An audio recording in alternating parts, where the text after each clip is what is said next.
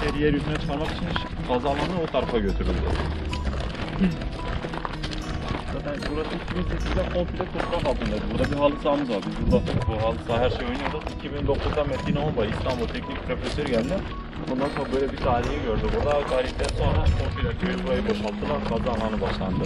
Burası sonradan yeryüzüne çıkarıldı. Toprak seviyesi hepsi belli oluyor komple gördüğünüz zaman. Yani bu sağ tarafa baktığımız zaman hemen mağaranın üstünde güneş ablemi var. O güneş ableminin olduğu şey iki tane erkek adamın mezar alanı diyor zaten üst tarafta. Hemen yani sağ tarafı üst tarafa baktığında Roma rakamıyla yazılan yazılar var üst tarafında. Tablonun zaten daha fazla alanı da yeryüzünde daha hepsi çıkmamış. Daha şu an senede bir kez bir sefer kazı çalış yapıyor, 6 ayda bir yapıyor. Burada ödenek az olduğu için kazı pek fazla olmuyor. Burada Pers, Roma, Bizanslar burada yaşamış. Her bir dönemde bir şey yaşamış. Burası Kral Darius olarak burası geçiyor. Köyün ismi de o yüzden Dara olarak geçiyor. Kral Darius'tan kalması. Bu ortada bulunan yerinde Kral Darius'un mezarlık alanıdır biliyorsunuz ya. Komple çok değerli eşyalar çıktı. Altın, bilezik, küpe, gözyaşı şişeleri komple buradan çıktı. Şu an Mardin Müzesi'nde sergileniyor zaten. Mardin Müzesi'ne ev bilgiler yerini gözün. Önümüzdeki bir tane mağara var. 1400 tane cesedimiz var içinde. Buraya hepsini gözümüzde şahit edeceğiz. Kuru kafalar, cesetler, kemikler hepsini göreceğiz.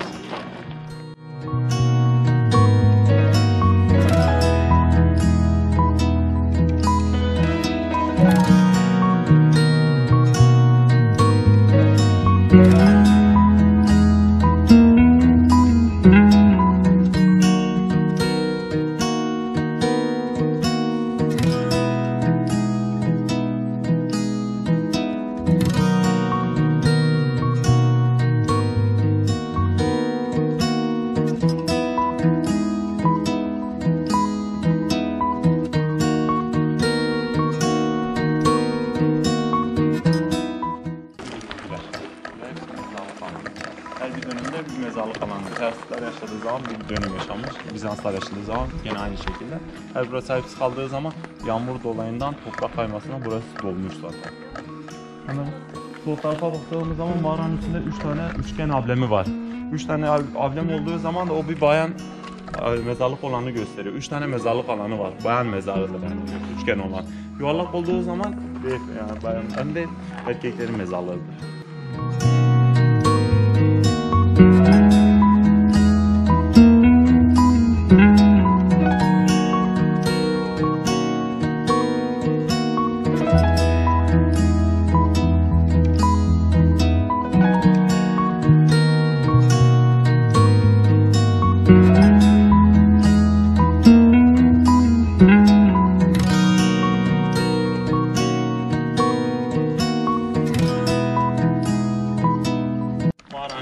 Burası aslında. Hemen sol alt tarafta kuru kafalar var. Kuru kafalar da bu toplu ceset anlamını gösteriyor. Üst tarafta bir melek, meleğin elinde bir insan var, bir bebek var. Üst tarafta kanatlar, burada da bir el izimiz var. Sağ tarafa baktığımız zaman 2 insan, bir çam ağacımız var. Burası toplu ceset anlamını gösteriyor. Ve mağaraya girdiğiniz zaman komple gözünüze şahit olacaksınız mezarlar. Hepsinin cesetleri.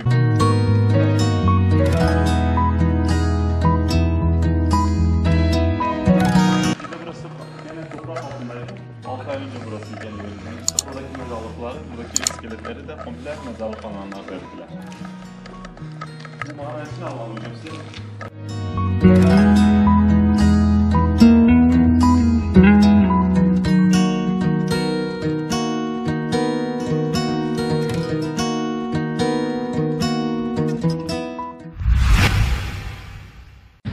Burası toplam 1400 tane ceset olduğu mağaramız burası. Toplu katlayan mezarlığımız burası da aslında.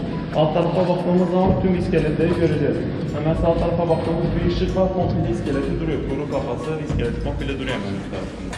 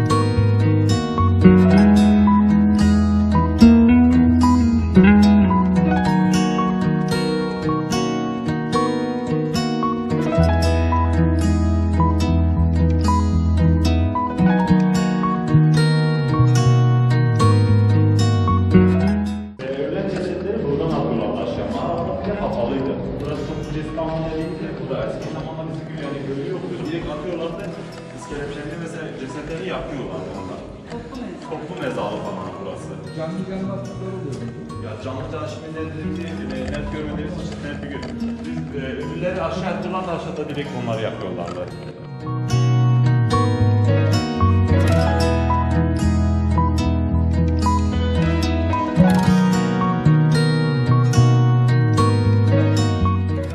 O yüzden koruma camlarla hepsi kapattılar. Biz daha önce aşağı iniyorduk, mesela iskeletleri gözümüze göre daha yakından bakıyorduk. O zaman biraz daha sıkıntılı oluyor. Kemikler çalınabilir. Zaten Mardin Müzesi'nde de değerli eşyalar şu an orada sergilendiği için bir ara sürüyordu. O yüzden artık orada sergileniyor çoğu şeyimiz. Direkt Antep'e gidiyor, Doğum'sa gidiyor, onları sergileniyor müzesinde.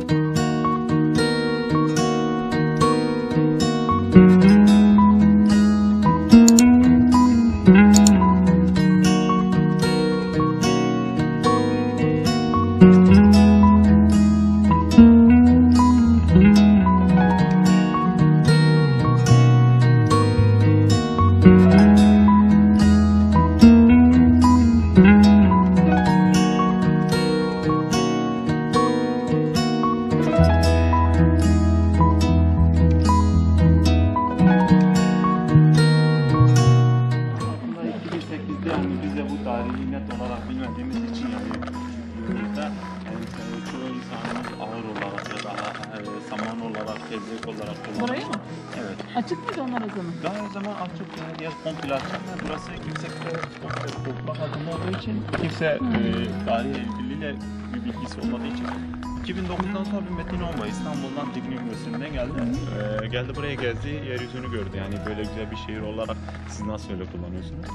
Bundan sonra Mardin Müzesi'nde böyle anlatım yaptı. Ondan sonra buraya dedi kazı yapılması lazım. O istiyoruz. Buraya kazı alanı yaptıktan sonra burası hepsi yeryüzüne çıktı. Anladım.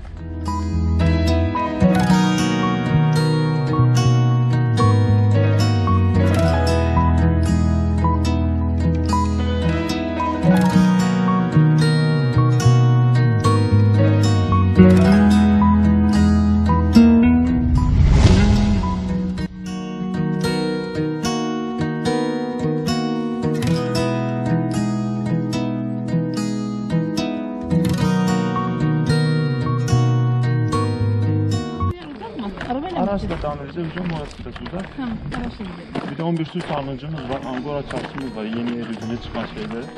Şu an kazı alanı aslında köyün içinde devam ediliyor.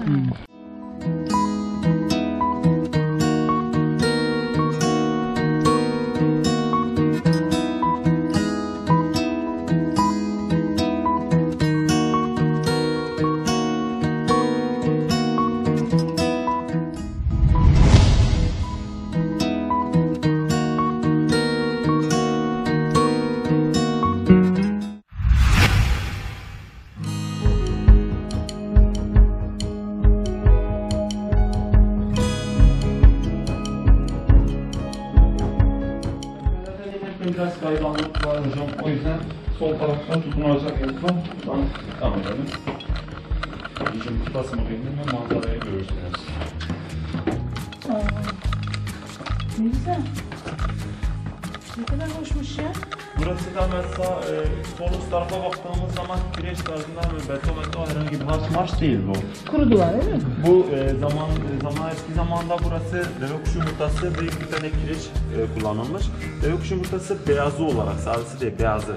Beyazı bu ikisi birleştirip buraya yaptığı zaman burası örümcek ağı tutmasın diye. Burası örümcek ağı zamanında geldiğinde bozulur diye o yüzden tutulmuyor. Burası yazın serindir, kışın sıcaktır burası. Aynen klima abla. Buna hiç kimsenin haberi yok öyle Buranın mi? hiç kimsenin bir haberi yok. Bir tavuk tersinde biz burayı bulduk. Burayı bulduktan sonra jandarmaya da verdik. Jandarma geldi. Jandarma Kazdınız mı? biz aslında Bir girişin. girişe kadar kazdık. Yani bizim kendimiz buraya girecek kadar kazdık. Bundan sonra devam edip jandarma bir de müze tarafından yapıldı. Bu girişler var mı?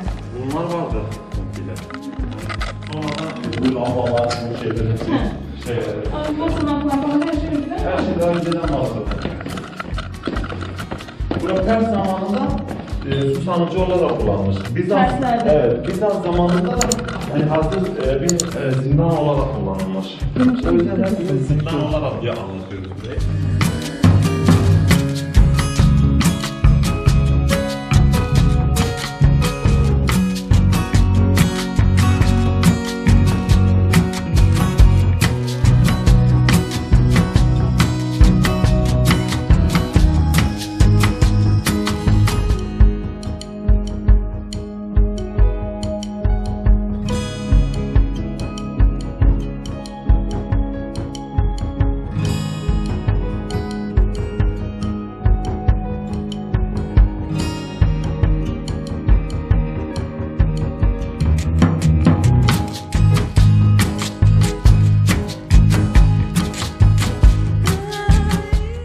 Bir de üstte yaşam olduğu için herhangi bir hasar ya da artısı bir insan burada çalıştığı insan can kaybı yapmasın diye durdurdu. Peki üstteki ev niye kaldırılmıyor?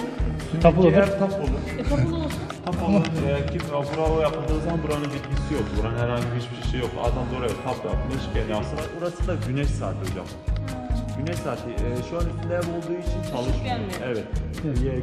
Güneş vurduğu zaman yerde Roma rakamlarıyla yazılar yazılıyordu. Burada. Evet, yerde. Şu an üstünde ev olduğu için bulmuyor. Ama burası su varsa burada Hocam Bizans zamanında burası bir susancı olarak kullandı. Pers zamanında burası Zindan. olarak kullandı. O yüzden bu saati inşaat Yapmışlar. etmişler.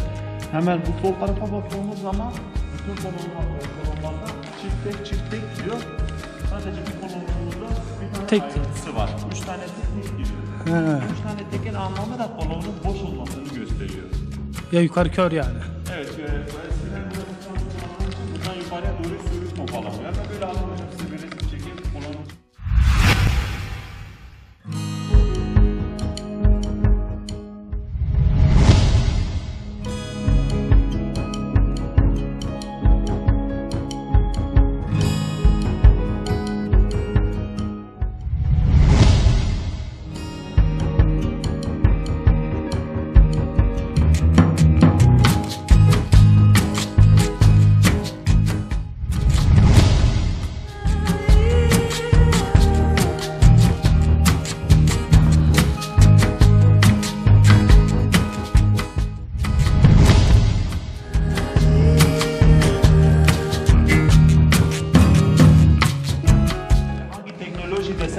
Taşı görüyorsunuz, Mümkün değil taşın ya. büyüklüğünü, bir de genişliğini görüyorsunuz. Yani Bu taş acaba nasıl üstüne koyulup, nasıl yapılmış burası hiç kimse bilmiyor.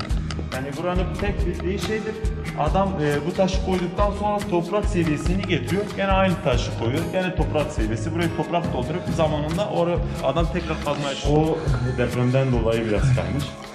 Sen burayı gördüğümüz zaman taşlarla üst üste kapalı. orada bir şey var. Bu şekilde. kiriş gibi. Kiriş gibi, bu az önceki aşağıdan gösterdiğim boş kolonu buradan çıkıyor. Bacası gibi. Evet.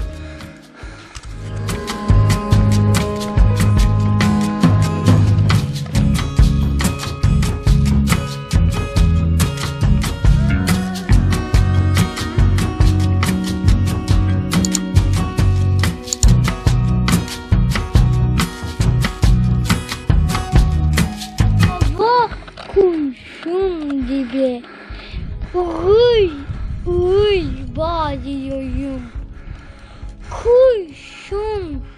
Kurşun eğitmeye çağırıyorum.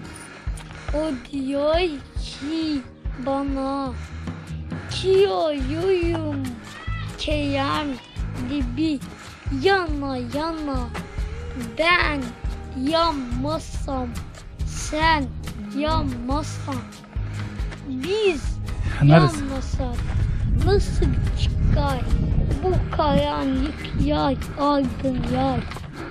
Nazım Hikmet Dayakköy'den sayamadım Furkan. Peki teşekkür ederim Furkan, buyur.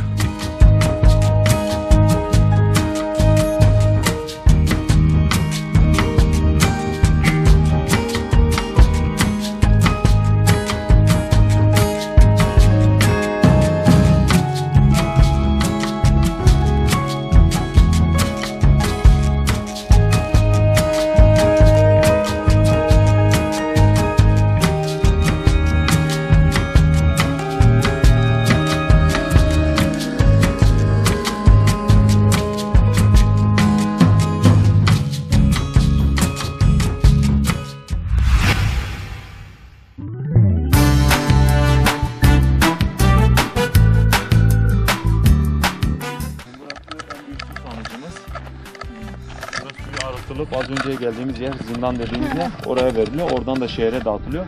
Burası 96'da aynı şekilde deprem olduğu için 9'u yıkılıp 2 tanesi hemen sol tarafımızdan sağlamdır orası. Evet, çünkü her diğer tarafta delikleri gördüğünüz zaman o dolduğu zaman arıtılıp öbürüne Bir dağıtılıyor. O arıtılıp en son temizliğe geçip buradan da zindana veriyor. Zindandan da şehrimize dağıtılıyor temiz suyumuz. Su yer altından çıktığı için oradan mecburiyetten arıtıyor. Şu anki yeni neslin arıtım sistemi de 11 haneli. Bu da 11 hanelidir. En bulanık. Ondan sonra Duralı'lara gidiyor. Duralıp hepsi hangisi temizliğe, en son temizliğe geçiyor. Temizliğinden de zindana. Az önce size dedim ya bir tane kedi bıraktık. Bu çıktı. Haritalar çıkar. Buradan çıktı işte. Burası 1. derece sit alanı. Evet. Etrafında 4 kilometre boyunca surlarla kapalı zaten. Bir kale şeklinde kendini koruyor halinde. Ta karşılar baksana hep mağara. Evet, karşı tarafta komple mağara, orası daha fazla ama hiçbir şey yok. Yolu biraz kötü olduğu için araçla devam edemiyoruz. Zaten oraya pek fazla bir şey yok. Üst tarafta bir kübemiz var. Doğu, batı, güney, kuzey 4 tarafa açık olduğu şekilde var.